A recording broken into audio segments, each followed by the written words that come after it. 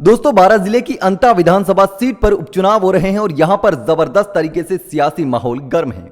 BJP ने जो दांव खेला है, उस दांव ने प्रमोद जैन भाया और नरेश मीणा को भी कहीं ना कहीं फंसा दिया है। बीजेपी ने तगड़ा दांव खेला है, लेकिन आखिर क्यों मोरपाल सुमन को बीजेपी ने मैदान में उतारा है, यह जानना जरूरी है कि किस आधार पर और किस लिए, जीतने के लिए या फिर प्रमोद जैन भाया की सहायता करने के लिए मोरपाल सुमन को मैदान में उतारा है।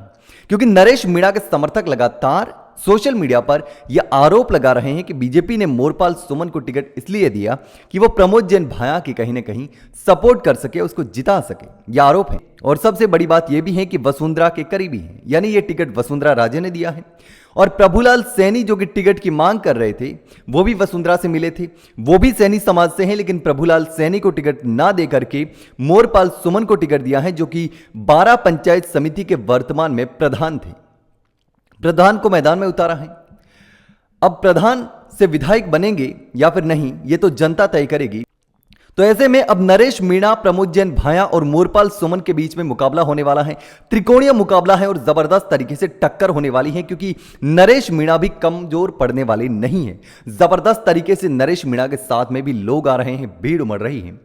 अब बीजेपी ने जो दांव खेला है, सैनी समाज से प्रभुलाल सैनी की जगह मोरपाल सुमन को उतार दिया, तो सैनी समाज को साधने का सबसे अच्छा तरीका बीजेपी ने सोचा, स्थानीय उम्मीदवार को दिया।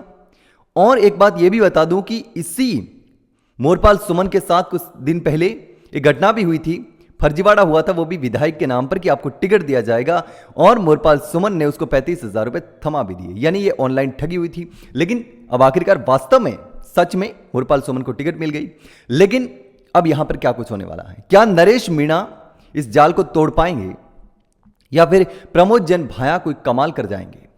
अब जिस तरीके से गोविंद सिंह डोटासरा ने दहाड़ दहाड़ कर कहा था कि यहां से कोई भी प्रमोद जैन भाया को हरा नहीं सकता, नरेश मीणा पर भी कटाक्ष किए, बीजेपी पर भी जमकर हमला बोला।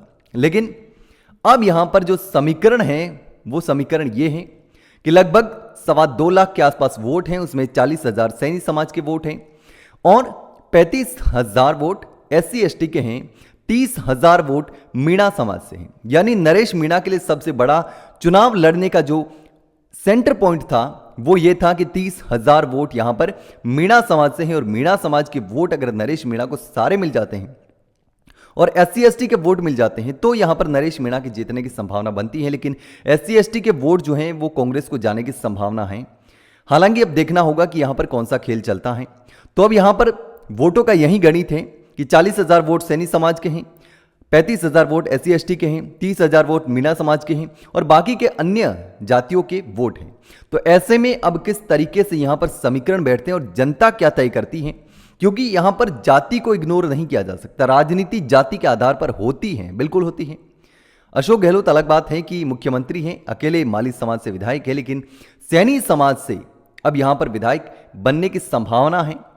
अगर सारे के सारे सैनी समाज के वोट मोरपाल सुमन को पड़ते हैं और बीजेपी के सारे वोट मोरपाल सुमन के पक्ष में बीजेपी के खाते में जाते हैं, तो यहां पर नरेश मीणा और भाया को बड़ा झटका लग सकता है। लेकिन दोस्तों, आपको क्या लगता है, यहां क्या कुछ होने की संभावना है? मोरपाल सुमन पर बीजेपी ने जिस तरीके से दांव खेला है, जिस तरीके से यह पूरा प्लान बनाया है, पूरा गेम खेला है, तो ऐसे में यहां पर क्या कुछ होने की संभावना है? क्या नरेश मीणा यहां से जीत पाएंगे या प्रमोद जैन भाया कोई कमाल कर पाएंगे या फिर बीजेपी यहां से जीतेगी? दोस्तों, आपको क्या लगता है? जो भी लगता हो मुझे कमेंट करके जरूर बताना।